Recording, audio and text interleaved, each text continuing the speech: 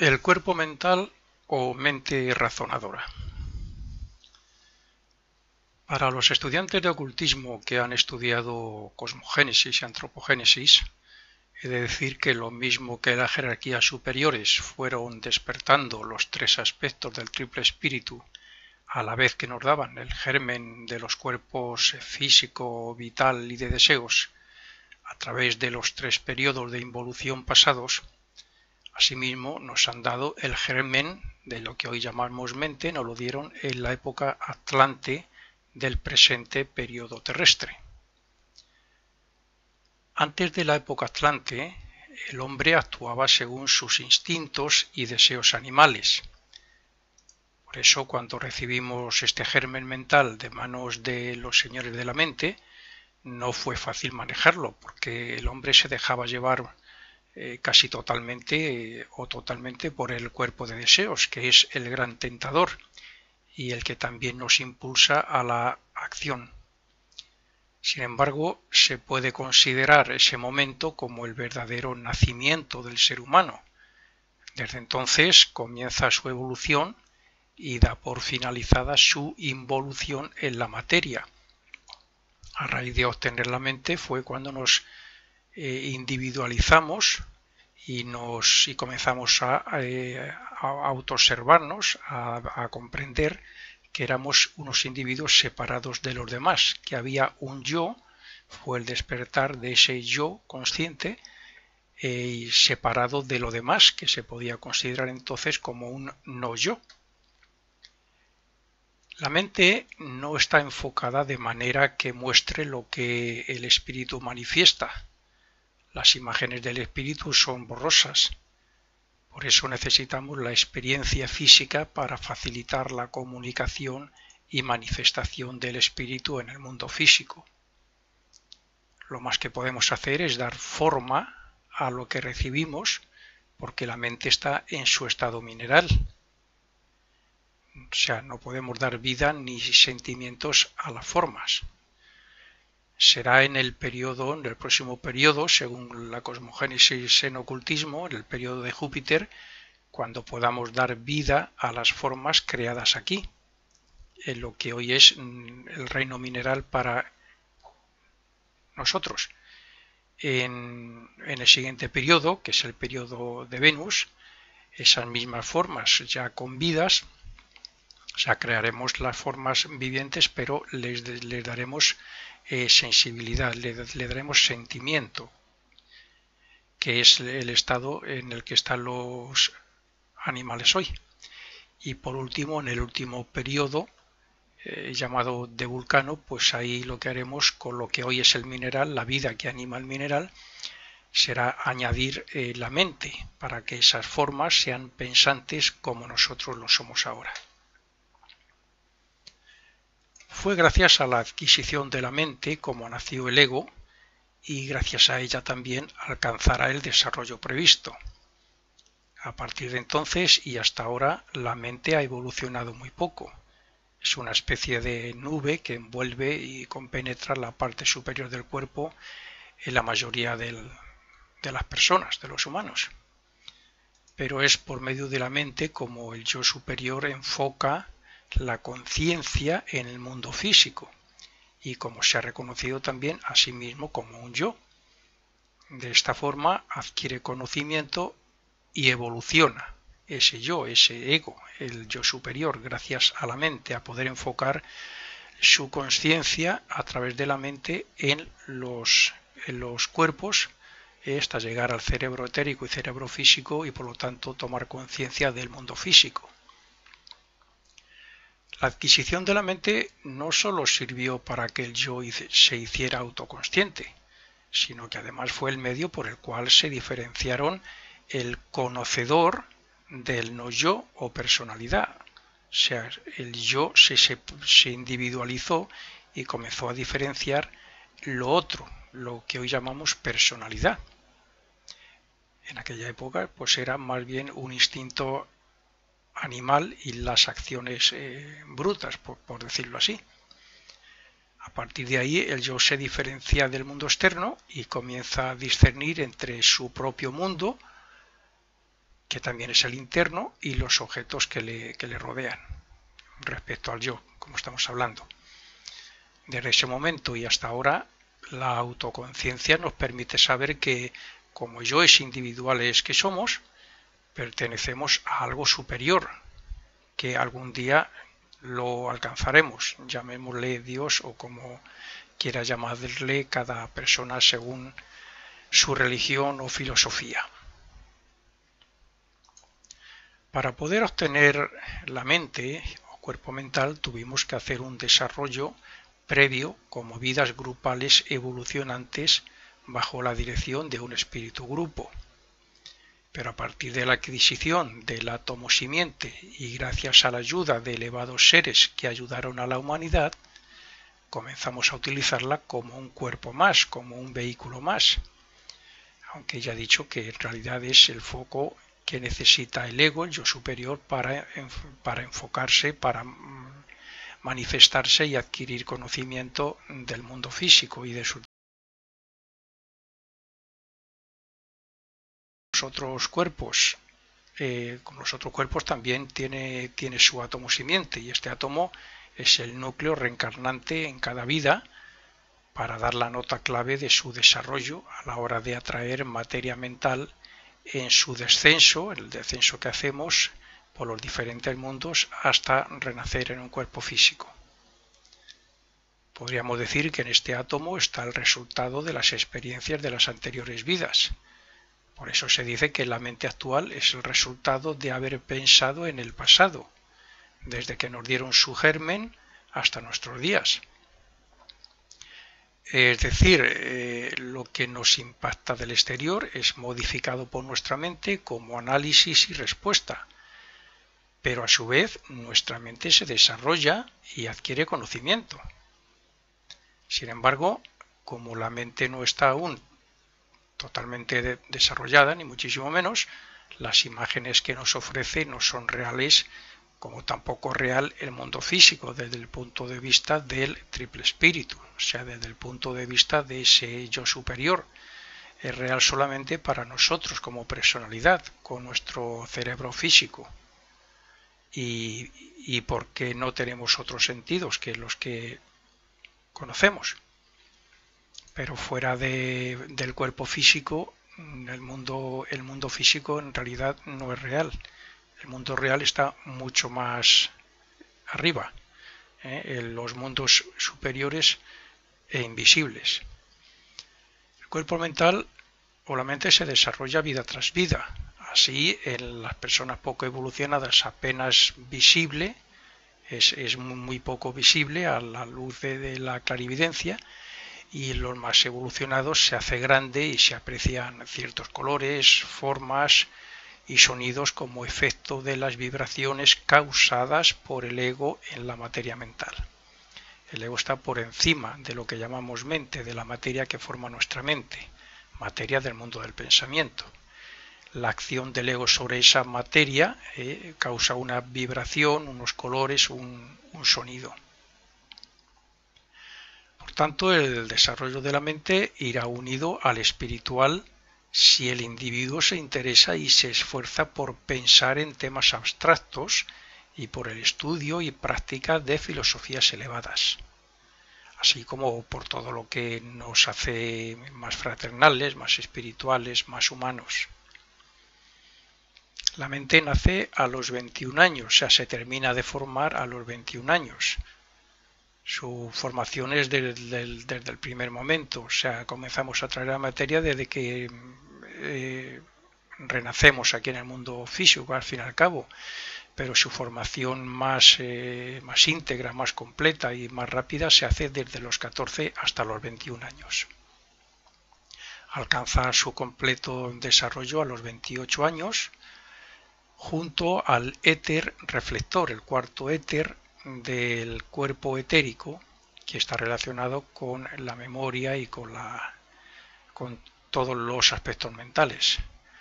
Sin embargo, no alcanza su madurez hasta los 49 años aproximadamente. De aquí que el que ejercita su voluntad, sus cualidades creadoras y razonadoras, y se esfuerza por desarrollar la inteligencia, a través de temas abstractos, etcétera, pues se está desarrollando su mente o su cuerpo mental bastante más rápidamente que la mayoría de las personas que no se preocupan de nada de eso, que su mente está todo el día pensando por sí mismo, cambiando de un tema a otro y sin control. El que se deja llevar por las circunstancias, por los pensamientos de los demás y no se esfuerza por desarrollar su individualidad ni su epigénesis, pues la verdad es que pocas metas alcanzará en esta vida. La forma del cuerpo mental, como he dicho, es una especie de nube que tiende a tomar la forma de un ovoide, y según los ocultistas que han llegado a ver esta mente, esta forma, recuerdo que no hay personas que son clarividentes involuntarios, que pueden ver algo de vez en cuando, algún flash, no voluntariamente, no cuando ellos quieren. Hay otros, sobre todo a partir de ya de un contacto, bueno, por naturaleza y desarrollo o evolución, pero también hablando respecto al ocultismo, pues sobre todo a partir de la primera iniciación, ya se hacen clarividentes voluntarios y comienzan a ver sobre todo el cuerpo etérico, luego el cuerpo de deseos, pero el cuerpo mental es mucho más difícil de ver. Entonces, según los ocultistas que han podido examinar o ver el cuerpo mental, esta especie de nube, pues parece ser que los pensamientos inferiores de colores y formas más oscuras e inarmónicas se muestran más bien en la parte inferior, mientras que los más elevados, los pensamientos morales, espirituales, etcétera, pues y más bellos, por decirlo así, se muestran más sus colores, sus movimientos, sus formas en la parte superior. Esto es algo similar al cuerpo de deseos. El cuerpo de deseos tiene también sus colores, unas líneas energéticas, unos movimientos, unas formas, pero las más oscuras suelen estar más bien en la parte inferior de ese ovoide que es el cuerpo de deseos, y los colores más bellos suelen estar siempre en la parte superior. Aunque la mente no compenetra totalmente el cuerpo por estar en su primer grado de desarrollo, por supuesto que en un futuro lo hará, y en su momento será también pues algo así como un vehículo similar al que tenemos hoy, que es el físico. Tendremos nuestra conciencia ahí, seremos conscientes en ese plano al que pertenece la mente.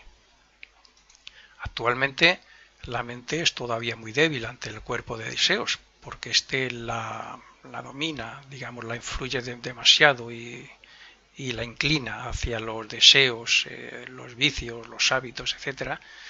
Lo hace por medio de sentimientos, de deseos, emociones, pasiones. Pero la verdad es que la mente es el foco por medio del cual el espíritu trata de gobernar la personalidad para así poder sacar más provecho a través de las experiencias. O al menos eso es lo que debería ser, y los que estamos en el mundo de la filosofía oculta, los aspirantes espirituales, deberíamos de esforzarnos en que así fuera. No tenemos que confundir la mente con el ego, como algunas personas hacen. La mente es el vehículo de expresión y de comunicación del ego. El ego, el yo, obtiene conocimiento a través de la mente, y su deber no solo es ese, sino que también debe dominarla y utilizarla de forma voluntaria y consciente. Veamos algún ejemplo sobre esto. Cuando la mente no está controlada por el ego, suele estar centrada en cosas que quizás ni interesan, o bien está repitiendo pensamientos, por no decir canciones que acabamos de escuchar, o incluso está pensando en muchas cosas a la misma vez sin sacar ningún provecho de todo ello. Pero en el momento en que necesitamos centrarla en algún tema en concreto y nos damos cuenta de ello, de que está por ahí perdida haciendo lo que la viene en gana, entonces la enfocamos y retenemos por medio de la voluntad. Otras veces estamos, por ejemplo, leyendo un libro donde hay otras personas hablando, o está conectada a la televisión o la radio. resultando que, claro, nos cuesta entender lo que leemos, nos cuesta comprender y a lo mejor tenemos hasta que repetir varias veces la lectura para comprenderla y para tomar conciencia de ella. Pero si queremos, por medio de la voluntad, concentraremos, si podemos voluntad, si de verdad nos interesa y ponemos atención, concentraremos entonces la mente perfectamente. Así vemos cómo el ego utiliza su primer aspecto, que es la voluntad, que está por encima de sus diferentes cuerpos, de sus diferentes vehículos, para controlar a la mente y para dominar sus cuerpos. Respecto a la mente como tal, podemos decir que, primero, es el vehículo de expresión en forma de pensamiento que utiliza el ego. Segundo, que es imprescindible para la asimilación de las experiencias de cada una de las vidas. Tercero, que su desarrollo influye cada vez más sobre el cuerpo de deseos para dominarle y elevarle a las regiones más puras y elevadas. Cuarto, que lo mismo que los demás cuerpos, en su momento la utilizaremos a modo de vehículo como lo es hoy el cuerpo físico, como ya he dicho. Quinto, que su acción sobre el cuerpo etérico se manifiesta como subconsciente, memoria, imaginación y hábitos. Y sexto, que su influencia sobre el cuerpo etérico le lleva a controlar el cuerpo físico por medio del sistema cerebroespinal. La verdad es que tanto despiertos como dormidos estamos trabajando y desarrollando la mente. Esto es así porque el ego, como conciencia, no descansa, esté donde esté. Y con cada vibración emitida por el ego, la materia mental vibra y atrae otra materia similar del mundo del pensamiento. Lo mismo que atraemos materia mental y pensamientos de otros, porque estamos en sintonía, también sembramos y vamos estimulando vibraciones similares a las nuestras en las mentes de los demás. Por eso, y dado que no somos conscientes de la actividad mental mientras dormimos, es preciso que lo seamos durante el día, sobre todo cuando creamos causas. Normalmente respondemos de alguna de las siguientes formas, como personalidad. Primera, podemos responder instintivamente, basándonos en hábitos, en las experiencias y en la memoria, según las grabaciones guardadas en el éter reflector del cuerpo vital. Segundo, de forma razonada, utilizando la materia de la región concreta del mundo del pensamiento, que sería lo ideal, razonar todo y ser consciente de lo que decimos y pensamos. Y tercero, por medio de la epigénesis, o creaciones originales nacidas de la región abstracta del mismo mundo. Por tanto, sabiendo lo anterior, lo lógico es que trabajemos con los puntos 2 y 3. Cuando creamos algo original, lo hacemos con la materia de la región abstracta mental. Pero cuando lo razonamos, añadimos algo ya experimentado o basado en la experiencia de un pasado que a la vez podemos desarrollar otra vez o más ampliamente. Esto es, que cuando es algo original abre un nuevo cauce de manifestación en nuestro mundo mental individual, el cual, si se repite a menudo, forma un canal grande que en el lenguaje común llamamos hábito. Esta es, por tanto, la manera de crearnos hábitos conscientemente. Nosotros, como egos, como yo superior, respondemos y ejercitamos nuestra voluntad y libre albedrío desde la sustancia abstracta de las regiones, o sea, en las regiones superiores del mundo del pensamiento, que normalmente utilizamos como vehículo y que llevamos a la misma vez en nuestra aura. Nuestra aura mental, llevamos la materia que normalmente utilizamos, con la que nos identificamos, la que atraemos según nuestro desarrollo.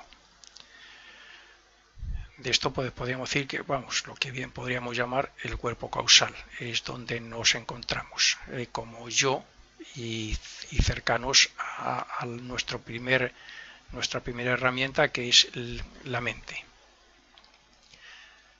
Lo que percibimos por los sentidos, lo que nos impacta desde el exterior, actúa sobre el cuerpo vital, el cual estimula los sentimientos y emociones correspondientes en el cuerpo de deseos para que el ego los perciba a través de la mente razonadora.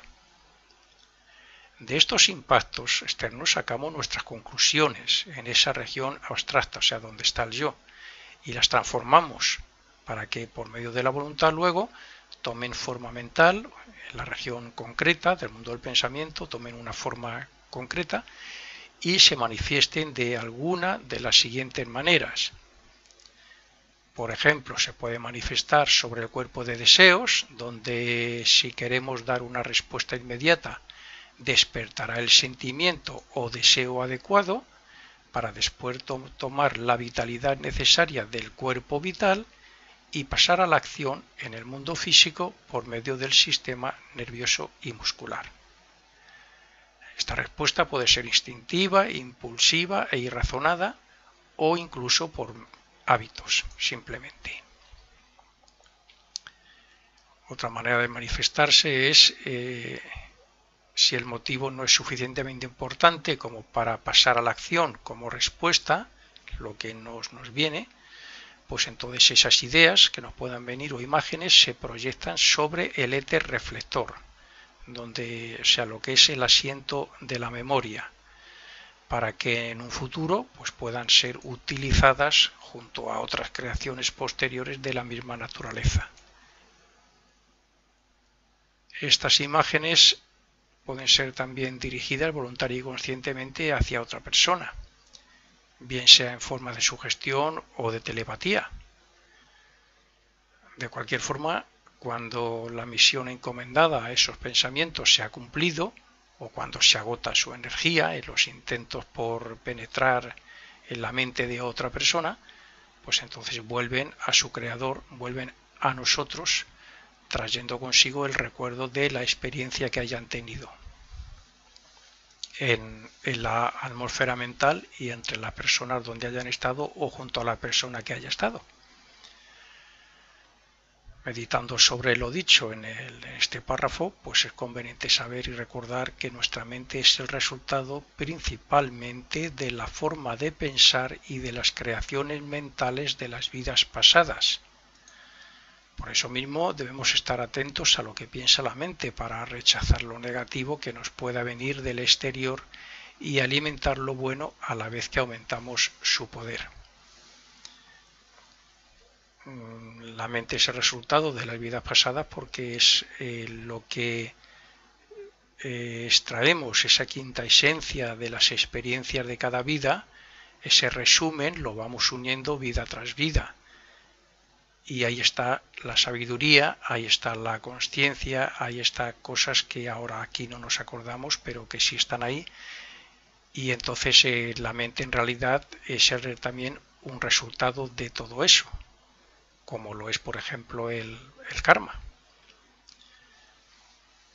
Es importante tener siempre presente que el yo está donde está su conciencia, y donde está la conciencia debería estar la mente para adquirir experiencia y desarrollo, sobre todo porque de esa forma obtenemos concentración mental. Ser conscientes de este hecho es precisamente lo que nos tiene que llevar a centrar nuestra conciencia y nuestra mente en las regiones superiores del mundo del pensamiento para ponernos en todo momento en el puesto del yo. Cuando pensamos, emitimos unas vibraciones en forma de ondas que se propagan en la materia mental de la atmósfera donde nos encontramos, afectando a todo o a toda la que sea de la misma naturaleza o de una vibración similar y estimulando a esas mentes, las mentes cercanas que estén en sintonía, a recrear pensamientos similares a los nuestros. En estos casos pueden ocurrir dos cosas. Primera, si las formas mentales que creamos son conocidas por la otra persona, estimularemos una respuesta que le hará reaccionar o lo acumulará como un sentimiento en su memoria. Por tanto, conviene pensar siempre en positivo para no hacer daño a los demás. Si no lo conoce, como por ejemplo el conocimiento oculto, estos conocimientos, la filosofía oculta, entonces habrá un intento de despertar materia elevada de esa región del pensamiento, por la mente de esa persona. Por lo que por otro lado, si fuera así, pues le haríamos un bien. Y lo mismo ocurre con los pensamientos de espiritualidad relacionados con lo más elevado de la vida y del ser humano. Hay que tener claro que las vibraciones mentales estimulan vibraciones similares en los demás, como ya he dicho. Además, es bueno saber que cuando creamos el hábito de pensar en cosas positivas, estamos trabajando con la materia mental de las regiones más elevadas del mundo del pensamiento y nos estamos uniendo al yo superior en cierto modo y abriendo nuevos caminos. Por tanto, así se mejoran las facultades mentales y la materia mental del planeta. Nuestra mente está formada de materia del mundo del pensamiento, del planeta también. Por lo tanto, el intercambio de materia mental que hacemos o de pensamiento que hacemos con el planeta e incluso con el sistema solar será bueno o será malo o tendrá buenos resultados o malos dependiendo de nuestras creaciones mentales. Sin meterme mucho en el tema, Cristo es ahora mismo, sobre todo para Occidente, es el que tiene a cargo nuestra evolución, nuestra perfección, nuestro desarrollo espiritual. Él en algún momento tiene que servirnos como ejemplo y su enseñanza la tenemos que interiorizar y algún día practicar. Es el sendero ahora mismo más rápido que hay. Hay otros más lentos, como es lógico. Es el sendero más rápido que hay para llegar a la iniciación y a un conocimiento oculto. El desarrollo mental, por supuesto, no es solamente a través de lo espiritual y de lo devocional, también está en lo abstracto. Un matemático está utilizando su cuerpo mental en lo abstracto, en las regiones superiores abstractas del mundo del pensamiento. Las matemáticas son abstractas. Y en cierto modo, otras enseñanzas abstractas son la cosmogénesis y antropogénesis, por ejemplo, en la filosofía oculta, la simbología, etcétera. Por eso decía que bueno, nuestra mente es el resultado de la evolución de la materia mental que hemos tenido con nosotros en cada vida. Cuanto más ejercicio se hace mental, más desarrollo, cuanto menos, pues más se atrofia la mente, más se hace vaga. Cuanto más la ejercitamos voluntariamente, más cambios hacemos en su naturaleza. Y si estos cambios son buenos, pues más evolucionamos porque vamos expulsando la materia más baja y aumentando la elevada. De esta forma, cada vez tendremos más poder sobre el cuerpo de deseos. Memorizaremos mejor y crearemos buenos hábitos voluntariamente. Pero, además, y muy importante, aceleraremos el día en que el cuerpo mental sea una herramienta directa más perfecta o más directa. La humanidad más avanzada utiliza materia mental de las 4 regiones inferiores del mundo del pensamiento. Pero cuando el aspirante espiritual se esfuerza para alcanzar las primeras iniciaciones, atrae materia de las regiones superiores y comienza a actuar más directamente en el puesto del ego. O dicho de otra forma, el ego se impone sobre la personalidad. De hecho, el genio, la profecía, la inspiración, etc., proceden de estas regiones abstractas del mundo del pensamiento. Por tanto, en su momento cambiaremos la materia de deseos que domina a la mente concreta por materia de las regiones superiores y así nuestros deseos, sentimientos y emociones serán siempre elevados. Hemos dicho que la mente no piensa por sí misma, necesita la voluntad del pensador, del yo, para dirigirla. Sin embargo, como está en la parte unida al cuerpo de deseos, pues a veces actúa por sí misma, dejándose llevar por por el cuerpo de deseos, por emociones, por sentimientos, pasiones, etcétera, o por los pensamientos que la rodean también. De esta forma también se crean ciertos hábitos y opiniones públicas, como por ejemplo el patriotismo de un país o el mal hábito de fumar. Si esto lo relacionamos a un templo, religión o cultura, comprenderemos cómo una persona se puede ver dominada por el egregor. El egregor es un espíritu artificial que puede haber en una iglesia, lo hay, o en escuelas donde todos los días se hacen algún oficio, algunas oraciones, por hábito, por costumbre, y ahí se va creando un egregor, un espíritu artificial que termina influenciando, si es positivo, es espiritual o devocional, termina influenciando en ese sentido a las personas que están ahí. Y esos egregores los creamos nosotros mismos también por parte de la repetición, da igual que sea de palabras que en rituales, pero por supuesto un factor muy importante es la mente. Por este mismo hecho, los estudiantes de la filosofía Rosacruz tenemos la obligación de pensar y actuar de acuerdo a estas enseñanzas, porque es una forma de sembrar en el mundo del pensamiento, de anular los pensamientos negativos y de trabajar de acuerdo al plan divino, al plan de Dios que ya existe en ese mundo del pensamiento y que las jerarquías superiores llevan a cabo. Como es arriba, es abajo. Y lo mismo que nosotros formamos un nuevo carácter y forma de pensar basada en nuestra filosofía, asimismo podemos ayudar a la humanidad predicando en pensamiento, palabra y obra, me da igual, conferencias, grabaciones, cursos, etcétera, por internet, para transformar la atmósfera del planeta.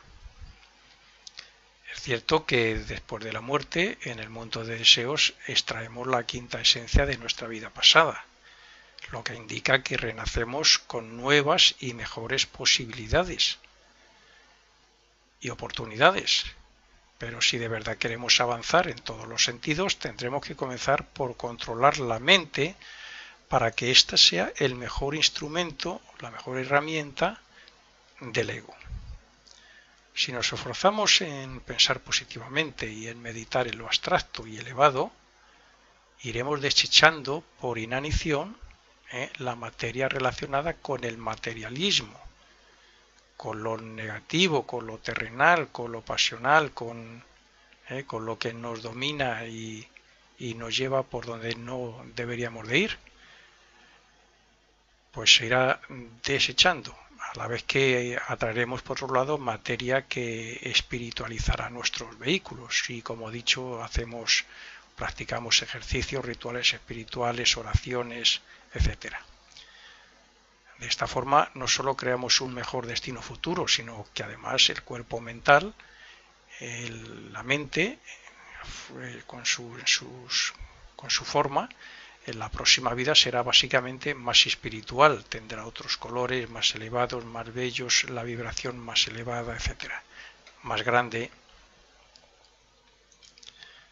Similarmente a los cuerpos de deseos y vital, en el cuerpo mental también se aprecian muy diversos colores, y aunque no todos pueden ser descritos con nuestro lenguaje, se suele identificar color del cuerpo de deseos.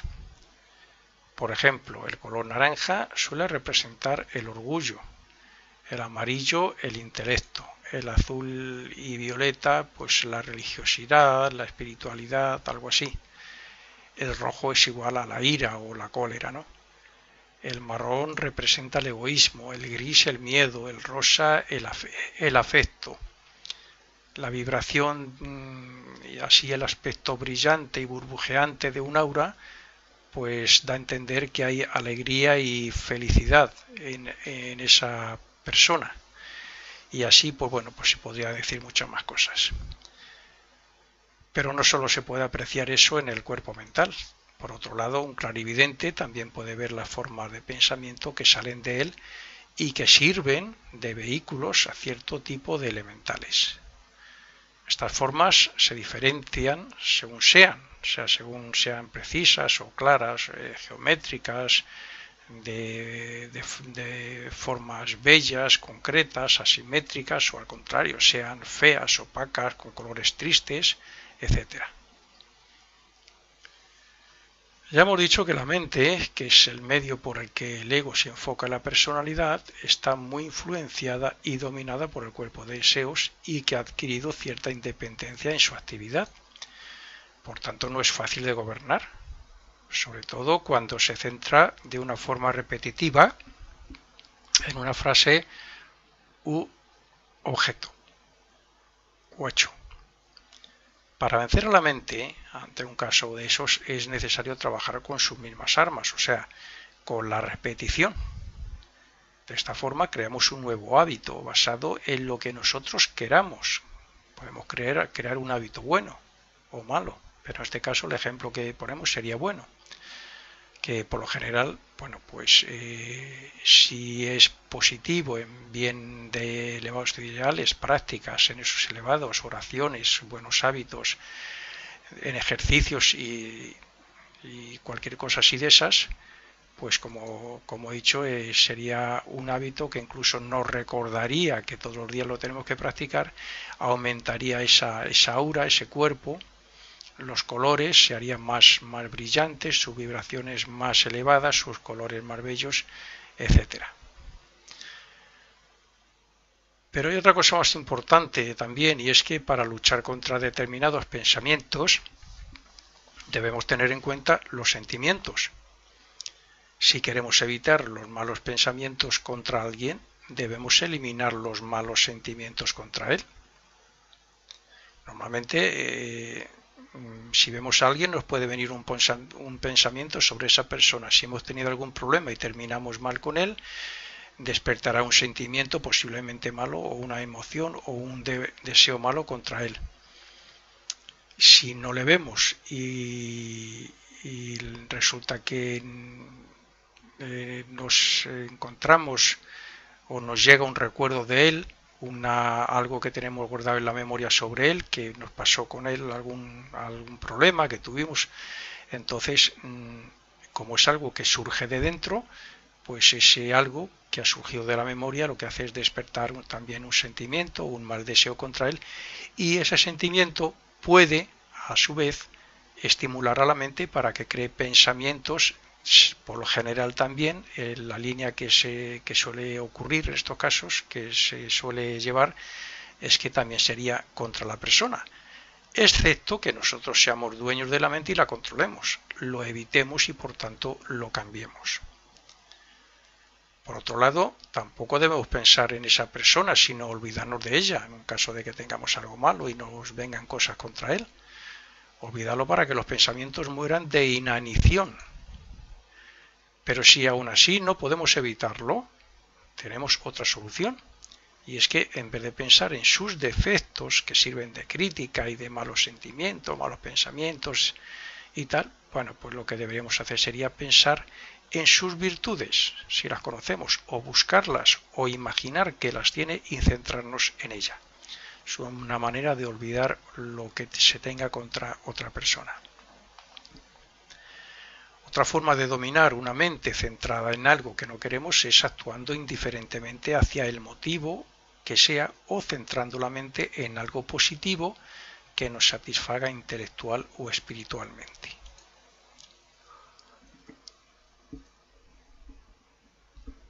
Sin embargo, siempre tenemos en nuestras manos el poder de dominarla y dirigirla. Para eso, el ego se representa ante ella como voluntad. Y de esa forma podemos razonar los hechos y actuar de una forma consciente y voluntaria. Esta es una manera de comprobar cómo el ser humano puede ser dueño y señor de sus cuerpos según desarrolle su voluntad y la utilice para su propio bien.